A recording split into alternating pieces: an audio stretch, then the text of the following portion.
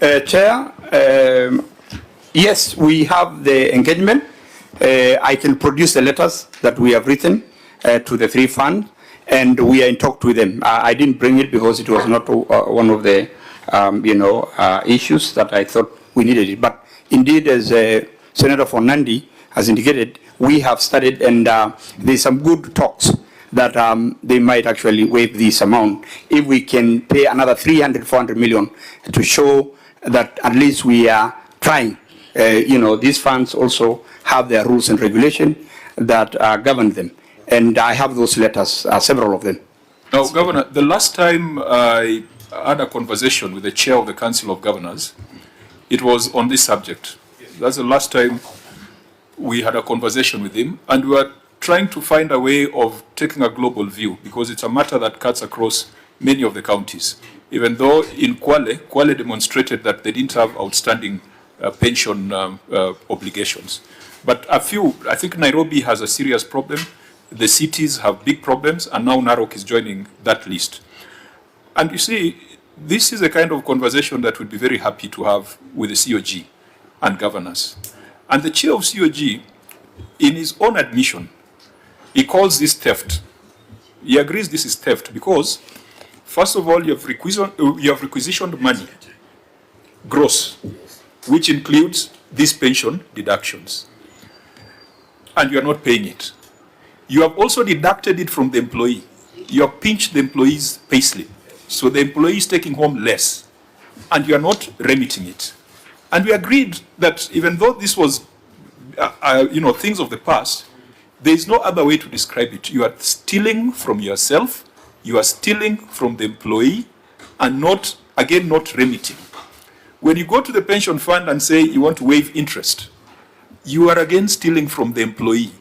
Because it is that interest, that money is supposed to be invested so that when the employee retires, he can get something out of the invested contributions. So if you go and scrap the interest, again, you are stealing from the employee, you are denying the pension fund's money. And we had agreed that this is such a critical matter that the Senate and the relevant committee of the Council of Governors should sit down and ask whether there is some laws that need to be tightened or regulations that need to be tightened. I know for now we have agreed with the control of budget that when counties requisition gross, and then you pay employees net, and then you do not remit the deductions, they should not approve the next requisition. I don't know whether they're already putting in place that control. But this is a matter that requires engagement between the Council, the Senate, and the pension funds. And we shall avail ourselves for that conversation. But for us to see the extent of the problem, please provide an aging analysis of unremitted retirement benefit contributions for Narok. That will enable us to make appropriate recommendations.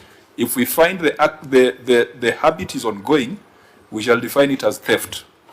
And we shall make very strong recommendations on those who are stealing from employees and stealing from the county. Senator yeah, I think, Mr. Chairman, I agree. But one of the things that we must now tighten our belts and also our rules in terms of remittance from the COG to the county governments. Because I think this is also affecting, to be honest with you, it is affecting our Senate offices, where when we are supposed to get an exchequer release and pay salaries, it delays. And these statutory bodies want their money on time. So I think this is a conversation we need to have, all of us, and discuss on how, when there are delays, some counties, and I don't know whether Narok is the same, sometimes the COB delays releasing money for 3 months. So counties stay for 3 months without getting their salaries. So of course, Lab Fund will want their money on time. So I think this is something that we may need to consider reviewing the legislation, looking at the Constitution as well, because the Constitution is not static. Even though the Constitution says that a share of revenue given to the county government shall be released without undue deductions, we may want to consider whether we deduct and pay directly to the statutory bodies and send the net to the counties so that they can pay the employees to stop this problem. Thank you, Mr. Chairman. When we do that, we'll have admitted that counties are incompetent. If we pay the statutory deductions from the center, we'll have admitted that county governments... Chair, I think it's a growing frustration with the Senate, because you remember, other than Ledama's motion, which we passed last time, Ledama's motion was passed by the entire House, and Senator, because you were not here, some in the Council of Governors have told us in this committee, not your governor, the governor for Embu came and told us that she will be writing to the Senate to say we were not very wise in passing that motion, which you yourself drafted. You know, we have a very interesting